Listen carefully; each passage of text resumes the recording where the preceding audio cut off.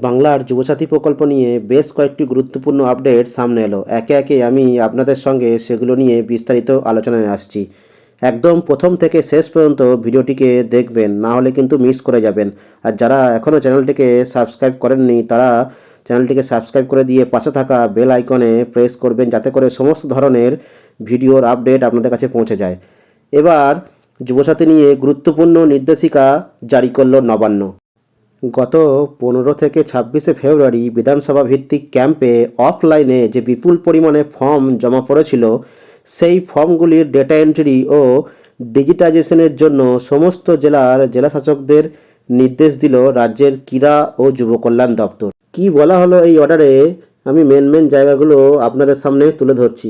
দেখুন, অফলাইনে জমা পড়া ফর্মগুলির ডেটা এন্ট্রি ও ডিজিটাইজেশনের কাজ গ্রামীণ এলাকার ক্ষেত্রে ব্লক লেভেলে, আর শহরের ক্ষেত্রে এসডিও লেভেলে এবং কলকাতা পৌরসভার ক্ষেত্রে কমিশনারের লেভেলে এই কাজগুলি হবে।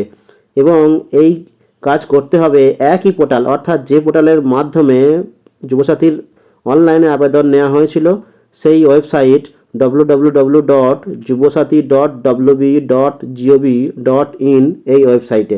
এই কাজের জন্য যথেষ্ট পরিমাণে ভিএলই অর্থাৎ ভিলেজ লেভেল এন্টারপ্রেনিয়র অথবা ডেটা এন্ট্রি অপারেটর নিয়োগ করতে হবে এবং ডেটা এন্ট্রি কাজ 10 দিনের মধ্যে শেষ করতে হবে। এবং তাদের ডেটা এন্ট্রি কাজ করার জন্য এই সমস্ত ভিএলই বা ডেটা এন্ট্রি অপারেটরদের আলাদা করে লগ ইন আইডি দেওয়া হবে জেলা থেকে। এবং এই ডেটা এন্ট্রির পাশাপাশি যে নথিগুলি অর্থাৎ ফর্মের সঙ্গে যে ডকুমেন্টগুলি দেওয়া হয়েছিল, সেগুলোও যাচাই করে আপলোড প্রক্রিয়াও শেষ করতে হবে। ডেটা এন্ট্রি, ডিজিটাইজেশন বা স্ক্যানিং ইত্যাদি কাজের জন্য পারিশ্রমিক ঠিক করবেন সংশ্লিষ্ট জেলার জেলাশাসক অথবা কলকাতা পৌরসভার ক্ষেত্রে পুর কমিশনার। এই কাজের জন্য আলাদা করে অফিস বা স্থান এবং অন্যান্য সামগ্রী যেমন কম্পিউটার, স্ক্যানার, প্রিন্টার ইত্যাদির ব্যবস্থা করতে হবে। এই সমস্ত প্রক্রিয়াটি আগামী 15ই মার্চের মধ্যে অগ্রাধিকারের ভিত্তিতে শেষ করতে হবে, যাতে করে পূর্ব ঘোষণার মতো 1 এপ্রিল থেকেই যুবসাথীর যে পেমেন্ট তা ব্যাংক অ্যাকাউন্টে পৌঁছে যায়। এবারে আসি যুবসাথী সংক্রান্ত দ্বিতীয় আপডেট। যুবসাথী প্রকল্পের কাজে গতি আনতে এবং যারা আবেদন করেছেন তাদের কোনো প্রশ্ন থাকলে তার উত্তর পৌঁছে দেওয়ার জন্য এবার হেল্প ডেস্ক চালু করল নবান্ন। সোমবার ক্রীড়া ও যুব কল্যাণ দপ্তর থেকে এই বিশেষ হেল্প ডেস্ক চালু করার নির্দেশিকা জারি করা হয়েছে বলে খবর। প্রকল্পের সার্বিক কার্যক্রম পর্যবেক্ষণ, তদারকি এবং অভিযোগ বা সমস্যার দ্রুত নিষ্পত্তির লক্ষ্যেই এই উদ্যোগ বলে প্রশাসনিক সূত্রে খবর। স্ক্রিনে দেওয়া যে মোবাইল নাম্বারটা দেখতে পাচ্ছেন, সেই নাম্বারটি হেল্প ডেস্কের জন্য চালু করা হয়েছে, যাতে হোয়াটসঅ্যাপও করা যাবে।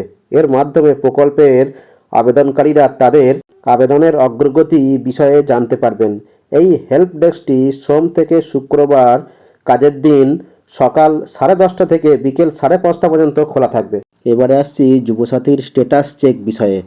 আবেদন জমা দেওয়ার পর তার বর্তমান অবস্থা কী তা জানা অত্যন্ত জরুরি। তাই যারা অনলাইনে আবেদন জমা করেছেন তারা যুবসাথীর পোর্টাল অর্থাৎ www.jubosati.wb.gov.in এই পোর্টালে গিয়ে ফোন নম্বর ও ওটিপি দিলেই 25 সংখ্যার রেজিস্ট্রেশন নাম্বারটি দেখা যাবে। যদি ফর্মে কোনো ভুল থাকে এবং স্ট্যাটাসে অবজেকশন বা ডিসপিউট দেখায়, তাহলে পরবর্তীতে ব্লক অফিসে গিয়ে অথবা অনলাইনে এডিট অপশন যদি চালু হয়, সেক্ষেত্রে এডিট বা সংশোধন করে নিতে পারবেন। তবে যারা অফলাইনে আবেদন করেছেন তারা এখনই এই স্ট্যাটাস দেখতে পারবেন না। অফলাইনে যে ফর্মগুলি জমা হয়েছে সেগুলি ডিজিটাইজেশনের কাজ শীঘ্র শুরু হবে, যেটা আমি একটু আগে ভিডিওতে আলোচনা করলাম।